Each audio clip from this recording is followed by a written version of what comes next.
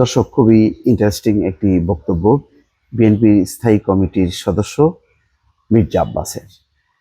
তার এই বক্তব্য শুনলে বুঝতে পারবেন যে বর্তমানে বিএনপি এবং জামাতের সম্পর্কটা কেমন। তিনি বলছেন, পাকিস্তান সৃষ্টি লগ্ন থেকেই তারা বিরোধিতাই করে গেল, দেশপ্রেমের লেশ মাত্র তাদের নাই। এটা একেবারেই জামাতকে উদ্দেশ্য করে বলার অপেক্ষা রাখেন। কেন এই বক্তব্য আসছে আসছে এই কারণে যে জামাতকে নিয়েও বিএনপির মধ্যে একটা সন্দেহ তৈরি হয়েছে। তারাও ভাবছে যে বিএনপি হয়তো দ্রুত নির্বাচন হোক, এটা চাচ্ছে না। তারা সংস্কার, বিচার, নানা ইস্যুতে তারা এবং স্থানীয় সরকার নির্বাচন, এই ইস্যুতে যতটা তারা সোচ্চার, জাতীয় নির্বাচন নিয়ে তারা কথা বলছে না। বিএনপি যেভাবে জাতীয় নির্বাচনের উপর গুরুত্ব দিয়ে কথা বলছে, জামাত তার সঙ্গে তাল মেলাচ্ছে না। ফলে এখানেও ওই নতুন যেই ছাত্রদের দল জাতীয় নাগরিক পার্টির সঙ্গে জামাতের একটা সংশ্লিষ্টতা খুঁজে দেখছে বিএনপি। সেই কারণেই এক ধরনের অসন্তোষ, এক ধরনের বিভক্তি, এক ধরনের মতবিরোধ কিন্তু চাঙা হচ্ছে, যার জন্য বক্তব্য বিবৃতিতে জামাত যেমন বিএনপিকে কটাক্ষ করতে ছাড়ছে না, তেমনি বিএনপিও ছাড়ছে না।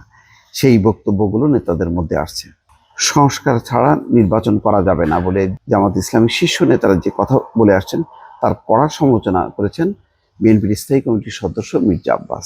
তিনি বলেন, কিছু লোভী রাজনৈতিক দল আছে যারা শুধু বিরোধিতার জন্যই বিরোধিতা করে। এই দলগুলো পাকিস্তান সৃষ্টি লগ্ন থেকে ভারত বিভক্তি থেকে শুরু করে আজ পর্যন্ত শুধু বিরোধিতাই করে গেল, দেশপ্রেমের লেশমাত্র তাদের ভেতরে নেই। বুধবার শাহজাহানপুর রেলওয়ে অফিসার্স মাঠে বিএনপি আয়োজিত রাষ্ট্র সংস্কারের ৩১ দফা শীর্ষক প্রশিক্ষণ কর্মশালায় প্রধান অতিথির বক্তব্যে মির্জা আব্বাস এই কথা বলেন। ওই দলের প্রতি ইঙ্গিত করে মির্জা আব্বাস বলছেন, তারা দেশকে ভালোবাসে না, দেশের মানুষকে ভালোবাসে না। তারা ভালোবাসে যেভাবেই হোক ক্ষমতায় থাকতে হবে, যেভাবেই হোক ক্ষমতায় যেতে হবে।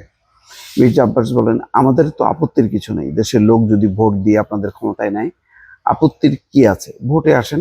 ভোটকে ভয় পান কেন? নির্বাচনকে ভয় পান কেন আপনারা?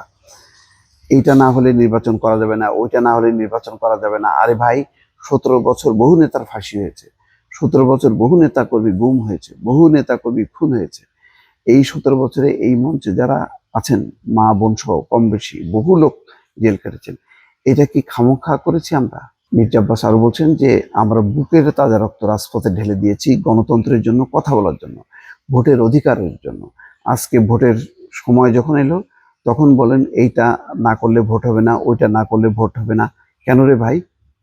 তিনি বলেন, আজকে যারাই লম্বা লম্বা কথা বলেন, বুকে হাত দিয়ে বলেন, জুলাই আগস্ট আন্দোলনে আপনাদের কয়জন নেতাকর্মী শাহাদাত বরণ করেছেন?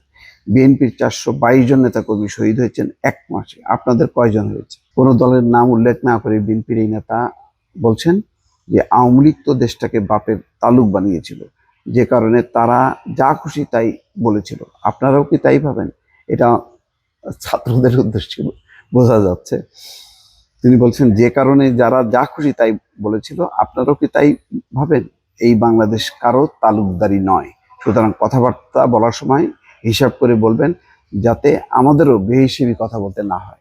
তার মানে মির্জা আব্বাস একই সঙ্গে জামাত এবং নতুন যে দল, তাদেরকে সতর্ক করছে। এবং এই দুই দলের সঙ্গে আসলে মতবিরোধের জায়গাটা হলো এটাই যে, নির্বাচন নিয়ে তারা নিশ্চুপ আছে। তারা অন্যান্য বিষয়গুলোকে যেভাবে হাইলাইট করছে, সমাধান চান, জাতীয় নির্বাচনের মধ্য দিয়ে যে একটা মৌলিক সমাধান দরকার, সেই বিষয়টি না বলাতে বিএনপির মধ্যে একটি ক্ষোভের সৃষ্টি হচ্ছে। এবং সেই কারণেই মির্জা আব্বাসের মতো নেতারা এইভাবে ক্ষোভ ব্যক্ত করছেন এবং দুটি রাজনৈতিক দলকে তাদের কথাবার্তা, কর্মকাণ্ডের জন্য সমালোচনা করছেন। দর্শক, ভালো থাকবেন। আল্লাহ হাফেজ।